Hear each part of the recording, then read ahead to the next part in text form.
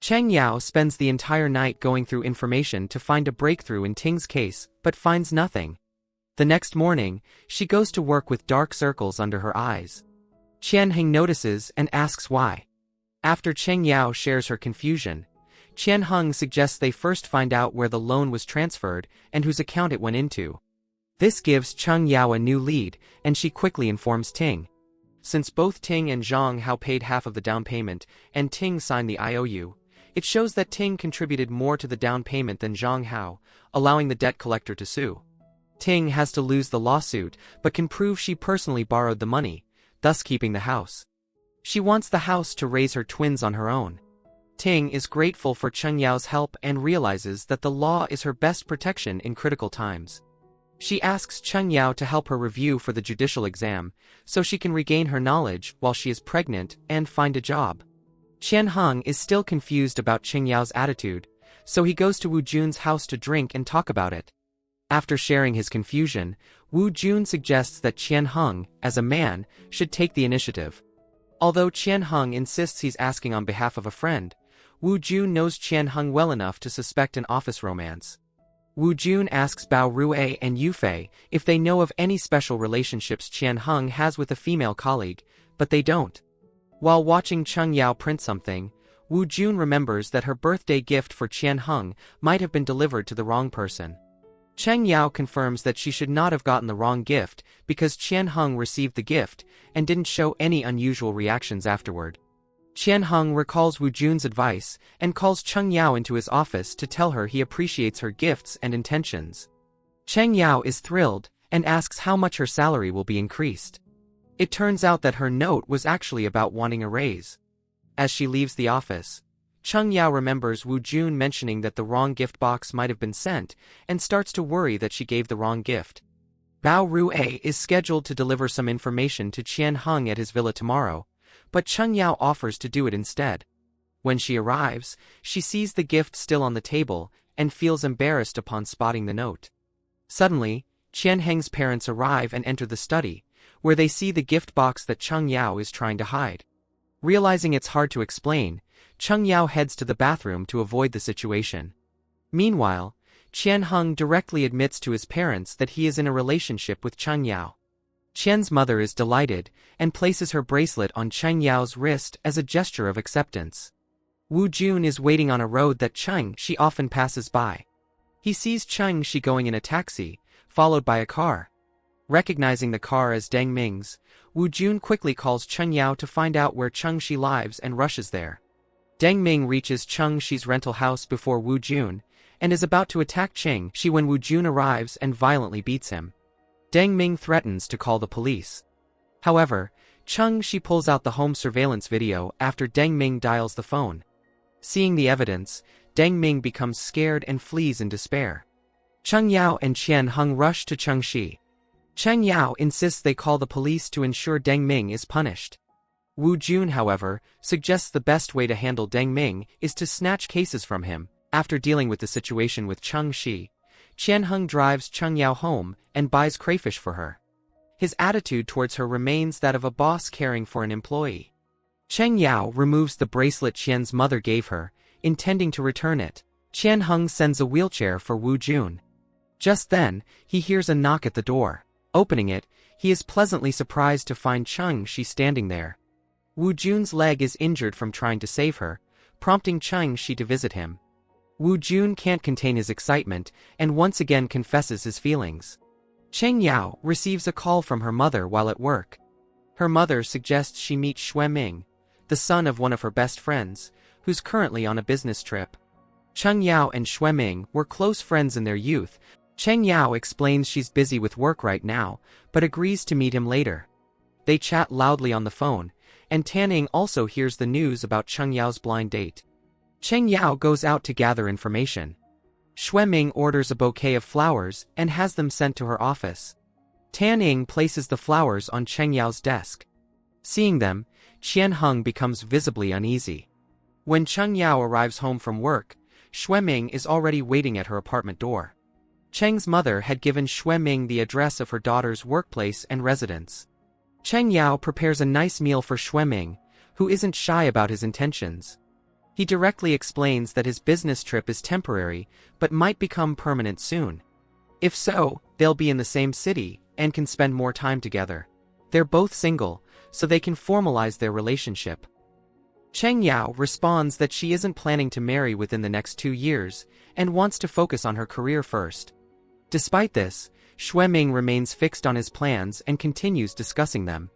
Qian Heng suddenly comes out of the room, startling Cheng Yao, who had no idea when he came in. Xue Ming, curious about Qian Heng's presence, learns he's Cheng Yao's former roommate. Xue Ming tries to engage Qian Heng in conversation, but Qian Heng, feeling jealous, subtly challenges Xue Ming at every turn, making Cheng Yao uncomfortable. When she steps away to the bathroom, Xue Ming asks Qian Heng if he has feelings for Cheng Yao, suggesting that's why he seems competitive. Qian Heng evades a direct answer. Xue Ming is uncomfortable, so he decides to leave the apartment and return to his hotel early. A few days later, Xue Ming invites Cheng Yao to dinner, but to his surprise, Qian Heng shows up shortly after they sit down. Qian Heng is still upset with Xue Ming. Cheng Yao apologizes again for giving the wrong gift and asks Qian Heng not to tease her. In response, Qian Heng demands that Cheng Yao provide him with free service for 3 days if she wants to resolve the issue.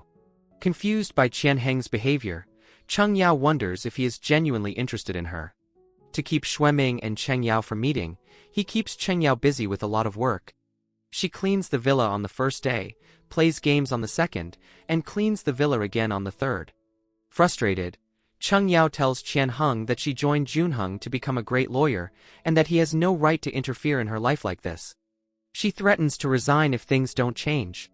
As she turns to leave, Qian Heng grabs her and confesses his feelings. After Qian Heng confesses his love, Cheng Yao remains silent. Despite feeling excited, she tries to conceal her emotions. The following day, Cheng Yao eagerly awaits Qian Heng at work, but he doesn't show up all day. Bao Rue, sensing Cheng Yao's unease, informs her that he won't be at the company for 2 days due to a client meeting, perhaps hoping it will ease her mind. After finishing work in the evening, Cheng Yao stays overtime. Qian Heng unexpectedly walks into the office and asks Cheng Yao for her response to his confession. Before Cheng Yao can respond, Qian Heng begins reciting heartfelt words he clearly memorized from the internet. Cheng Yao sees Qian Heng's cute side for the first time.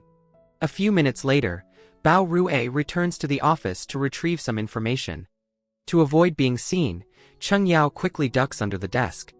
Bao Rue notices Qian Heng in the office and wants to discuss a case, but Qian Heng suggests they discuss it the next day. Bao Rue is surprised since Qian Heng, known for being a workaholic, rarely postpones cases, but he doesn't press further. He takes the documents and leaves. Qian Heng pulls Cheng Yao out from under the desk. Qian Heng takes a chance and moves closer to Cheng Yao. She approaches cautiously, but suddenly stops and rushes out of the office. The next morning, Cheng Yao wakes up and remembers the events of the previous night, unsure of how to face Qian Heng. Upon arriving at the company, rumors are swirling about Bai Xingming. Bai Xingming had cheated on Su Jun in the past, leading to Su Jun's tragic suicide. She helped Charlie's company successfully go public. She thought she could finally marry into a wealthy family, but Charlie unexpectedly got engaged to the daughter of a media tycoon.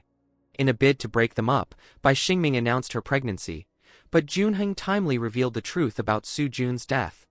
Additionally, the media tycoon used his influence against Bai Xingming. In the end, she lost everything. Cheng Yao believes justice prevailed and appreciates Qian Heng's support. Qian Heng solemnly remarks that bullies ultimately face the consequences they deserve.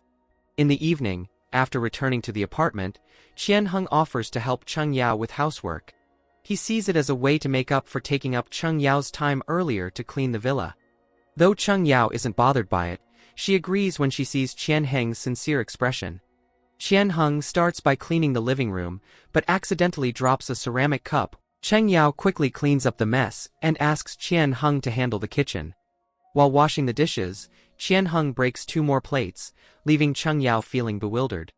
Sharing household chores ends up creating more work for her.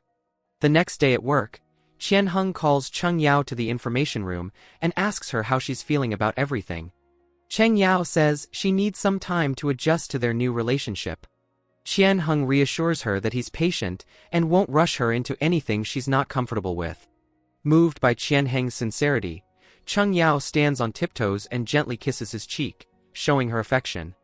One day, he sees Cheng Yao's post on Weibo and buys 3 flavors of malatang for her to try. He uses 3 electric pots to heat them at once, but it overloads the circuit. On the weekend, the two go on a date together. Qian Heng enjoys spending time with Cheng Yao so much that he's reluctant to drop her back at the apartment. He tries every trick to keep her in the car a bit longer. Cheng Yao finally gets out of the car, and Qian Heng follows suit. As he closes the car door, he accidentally pinches his hand. Despite the pain, Qian Heng tries to play it cool, waving goodnight to Cheng Yao. The two chat on WeChat. Qian Heng hesitates to begin, but eventually asks about the case's indictment revision. Cheng Yao can't help but laugh. The next day, she eagerly shares the news of her relationship with Qian Heng with Cheng Shi. Cheng Shi is thrilled for her sister, but Cheng Yao worries that as an ordinary employee, she might not measure up to Qian Heng in various ways. Cheng Shi reassures her, seeing both Cheng Yao and Qian Heng as admirable individuals. She advises Cheng Yao not to avoid giving flowers just because they might wilt someday. With her sister's support, Cheng Yao decides to cherish the present and savor every moment of her first love. Recently, Qian Heng injured his right finger in a car door and has wrapped it in thick gauze. This injury prevents him from using chopsticks, so Cheng Yao feeds him dinner bite by bite. Afterward, Qian Heng subtly mentions he can't drive, prompting Cheng Yao to reluctantly agree to stay overnight. Due to Qian Heng's misophobia, he insists on taking a shower before sleeping. Cheng Yao fetches a plastic bag to protect Qian Heng's bandaged finger, only to realize the injury isn't severe, and he may have used it as an excuse to be closer to her intentionally. The next day at work, Qian Heng deliberately approaches his colleagues. The 4 of them gossip in the morning, and Qian Heng stands aside, wanting to join the conversation, but hesitates not to interrupt. Except for Cheng Yao, the other 3 feel extremely embarrassed and disperse early. At lunchtime, they all gather in the tea room to eat takeout. Qian Heng enters again, and Bao Rue politely invites him to join them. Surprisingly, Qian Heng agrees immediately. After work, Qian Heng and Cheng Yao wait for the elevator together. Yu Fei and Tan Ning also prepare to leave work at the same time. Upon seeing Qian Heng, Yu Fei and Tan Ning quickly distance themselves, wary of Qian Heng discovering their office romance. Yu Fei is holding Tan Ying's bag. In this moment, Qian Heng is eager to conceal his own relationship and doesn't pay much attention to theirs. The 4 of them ride the elevator downstairs together, each standing in a corner, lost in their own thoughts. Wu Jun intentionally bumps into Cheng Shi on their way out from work. Cheng Shi assures him that Deng Ming won't trouble her anymore. She suggests that if Wu Jun is worried, he could download software to track her location anytime, but they should only communicate during crucial moments. Deng Ming criticizes Wu Jun for poaching his clients through any means necessary. In response, Wu Jun argues that clients are only concerned with the outcome of their cases, and everything else is secondary. Meanwhile, Cheng Yao is eager to achieve independence quickly, prompting Qian Heng to assign her a legal aid case. Though not lucrative, it's highly educational. Qian Heng promises to give Cheng Yao an opportunity to demonstrate her abilities while quietly observing from the sidelines.